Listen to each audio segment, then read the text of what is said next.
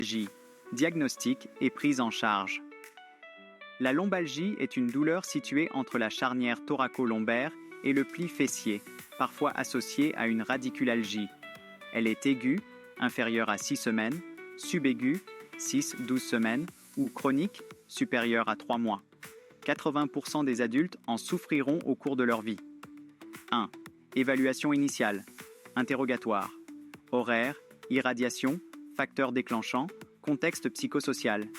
Examen clinique, mobilité, palpation, examen neurologique, ROT, sensibilité, force. Différencier, lombalgie commune, sans signe d'alerte, lombalgie spécifique, infection, tumeur, fracture, rhumatisme inflammatoire. 2.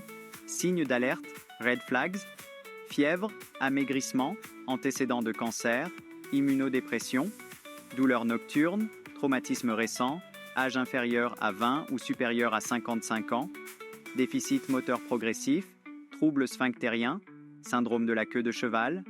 3.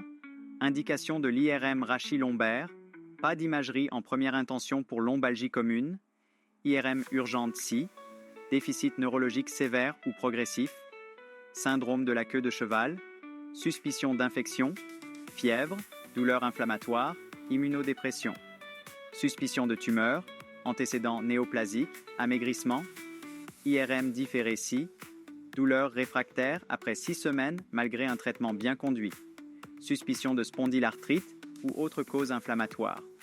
Radiographie, cytotraumatisme, âge supérieur à 50 ans, ostéoporose. 4. Prise en charge, réassurance, 90% évoluent favorablement en 4-6 semaines.